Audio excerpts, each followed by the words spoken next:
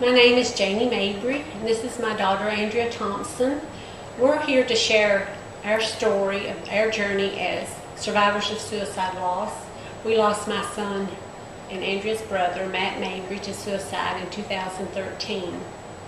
Suicide ends the physical life of one person, but it forever changes the lives of all of us who are left behind. We are the survivors. To me, a survivor was someone who still exists after an event in their life that could have destroyed them. I didn't feel like a survivor. We are left to continue living, but life looks different than before the suicide. And that's how we measure time now, before the suicide and since the suicide. Nothing in our lives is the same as before the suicide. We have had to hear things, see things, decide things, and do things that we should never have to do.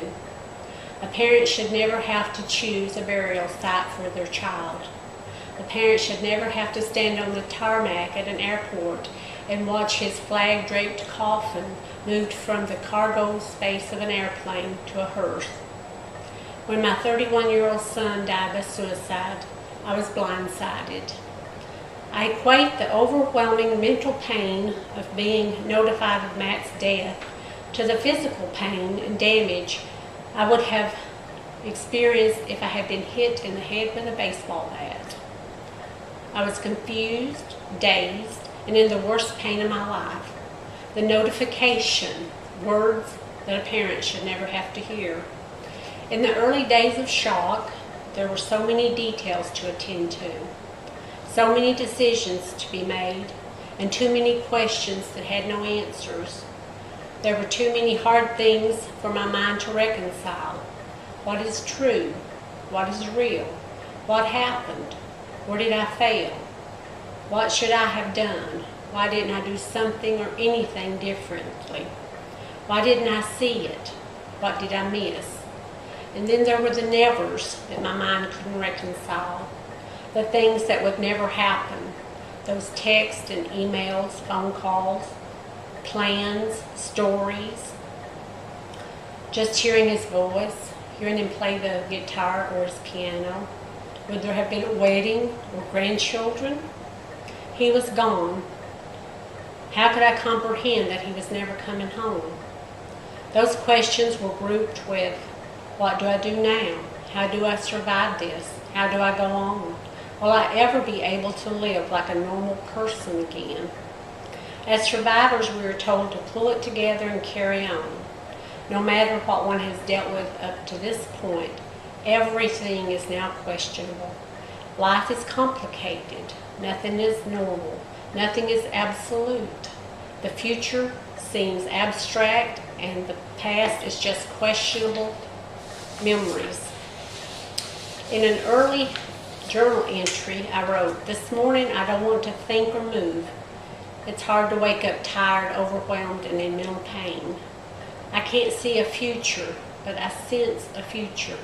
Survivors are told to move forward, that it may take years to transition to the new normal.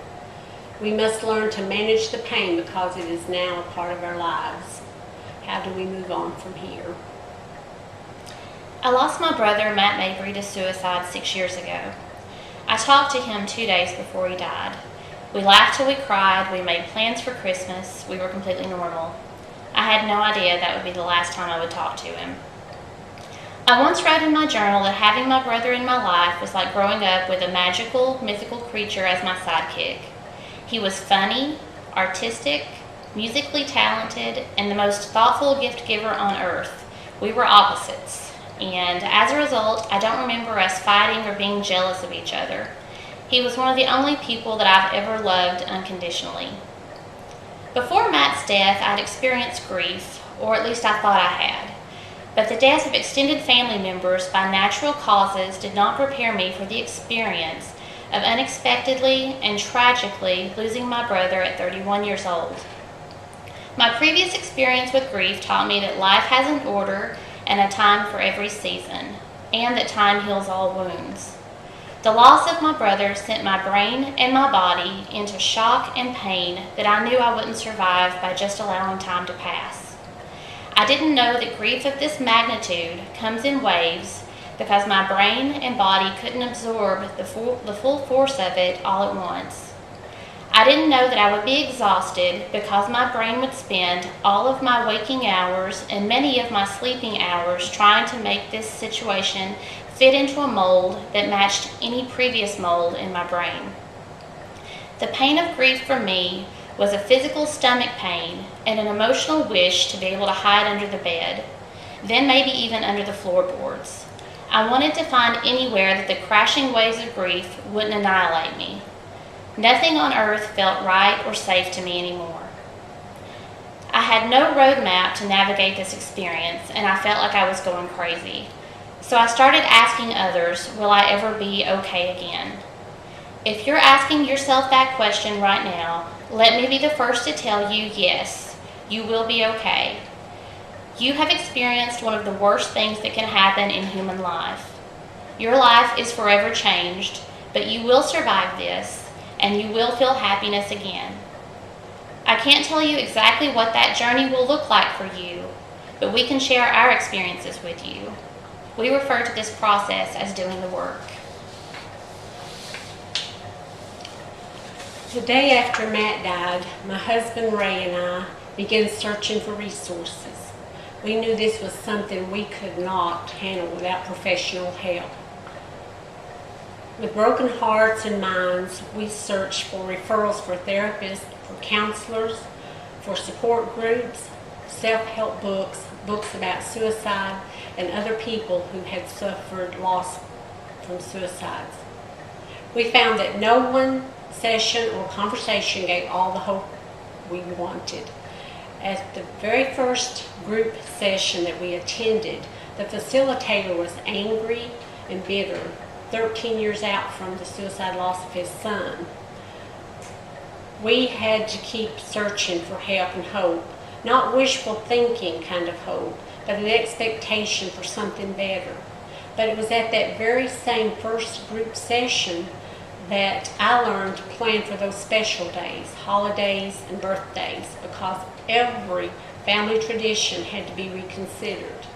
My birthday and Mother's Day are among the hardest days that I've had to learn to endure instead of celebrate. No gifts, no cards, and no phone calls came from Matt, and the feeling of loss was heavy. Eventually, with doing the hard work and learning to refocus my thoughts through prayer and support, I'm now able to redirect my thoughts on those days, and now I can actually think about how blessed I am to have Andrea and to have had Matt for 31 years instead of feeling the loss on those days. And then one counselor told me I probably wasn't praying enough. I had to agree with her, but my mind couldn't formulate sentences, so how was I expected to explain to God what was going on in my life? But it was in that session that I learned how not to fight against my emotions and try not to stuff them down, but to set aside time for feeling and for grieving. We came away from every session with what I refer to as nuggets, small bits of helpful advice or words of validation and encouragement. I clung to anything that sounded helpful.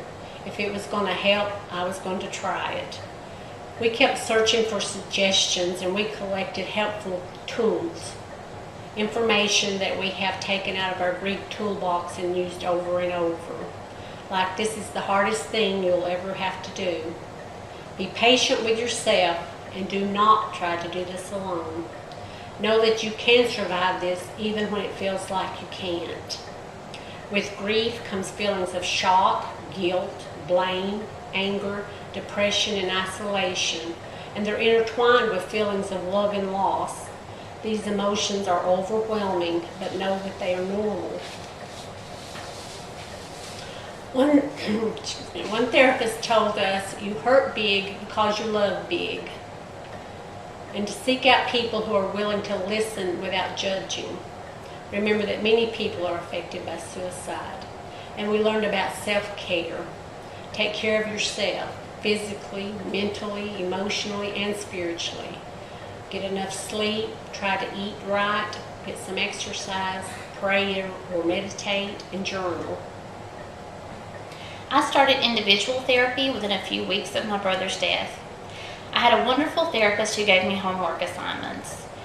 These assignments might be something as simple as searching for a beautiful picture of scenery to use as a background on my phone to remind me that there is still beauty in the world. I was like an infant learning to navigate the world again. I was in a new world. Nothing about my old world made sense any longer. The homework assignments gave me control over one small thing in a world that had no control or order. She also told me to start a gratitude journal focusing on small things: a warm day, a beautiful sunrise, a good cup of coffee. All reminders that tiny good things were still happening around me. I also began writing letters to my brother. There was no one on earth who would understand how much I missed him, so I told him on paper. I also gained from therapy the ability to control or compartmentalize my grief when I was working. My job was an escape for me. It was the only time that I felt like my old self. That didn't stop the grief from attempting to crush me at times. If I were in a meeting and felt my mind or emotions headed to a sad place, I could picture a stop sign in my mind or pat my hands on my desk and say the word stop and take a deep breath. This would refocus my mind on the present. The biggest breakthrough in my personal journey came from a sibling support group. Everyone's experience of grief is different, but I found a connection with siblings based solely on the sibling relationship and the intricacies that no other relationship has. A sibling is the only person in one's life with the potential to span your entire life. Parents typically leave us during our adulthood, and spouses aren't present for our childhoods. Losing a sibling is simultaneously losing your past and your future. Being in a room with other people who were voicing not only the same sadness, but the same fears about the future that I felt was a relief. It was the first time that I didn't feel alone. I also found that my experience and the nuggets that I had learned could be helpful to others at different stages in their journey. There are no guidelines or instructions on proper grieving, but the more information I shared with others, the more tools we each had in our toolboxes. In the beginning, I wanted someone to give me a version of hope that seemed attainable and wasn't just a hope for a new normal. I didn't want to think about a new version of life that didn't involve my brother. What I wish someone could have told me is this: there will come a time when you aren't constantly exhausted and sad. There will come a time when you can talk about your brother with people who didn't know him. There will come a time when you have more good days than bad days, and you'll learn that even your worst days are only temporary. In the beginning of this experience, I didn't dare pray for happiness. My goal was to feel any emotion other than soul-crushing grief. My first prayer was for boredom. I prayed that God would send me a mundane Tuesday. Years into this journey, I do experience boredom again, and I have mundane Tuesdays. The difference is that now I've learned to be grateful and smile to myself when that happens. When I think about my last conversation with my brother or read his old emails, I can laugh at his jokes instead of crying over his absence. Now when I'm sad that he's missing out on our big Christmas breakfast, I remember that the sadness I feel is the price I pay for having loved someone that much, and I wouldn't trade that for anything. I don't have everything figured out, and I'm still growing and evolving. These days I find myself praying for purpose and a future, and I can't think of anything more hopeful than telling myself in the beginning that one day you will again be able to focus on your purpose and your future. Much later on the journey, I realized that the grieving and the healing were two separate things for me. I grieved the loss of my son, and I will never get over that loss. In addition to the grieving loss, at some point, I had to begin the healing process for myself. I had to find a way to make life make sense again. I learned that healing takes time, but time does not heal. From my experience, I look back and see that it's the hard work and the effort made over time that aids in healing.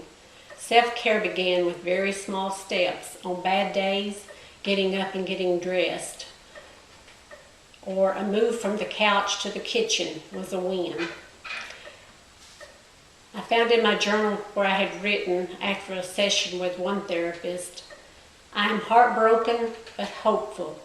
If I can learn ways to heal from the trauma, I will be better able to grieve. Please, God, help my mazed mind so I can grasp the situation. The facts hurt so bad. The facts hurt too bad to think, to breathe, to look forward, or to look back. And then I noticed at the bottom of the page I had scribbled the words, do something good for someone else. Excuse me. I found that helping others helped me. About 3 years into this journey, I became a peer mentor with TAPS, Tragedy Assistance Program for Survivors. I tell my mentees to ask me any questions from my experience and I will answer them truthfully. When their hard questions came, I had to mentally take myself back to that point in my journey. It was from answering those questions for other mothers that I began to realize that I had moved forward. I had been where they were, but I had moved forward from that place in my journey. In recent weeks, I had another big mama meltdown, the first in a long time. And as is often the case, it came from a trigger that I wouldn't have suspected, and it hit hard. I could hear loud sobs coming, and it sounded like they were from someone else. But somewhere in my mazed mind during that time, I was able to reach for tools and tell myself, this is temporary. You will come out of this darkness. Allow yourself to grieve your loss, and then reach for the hope.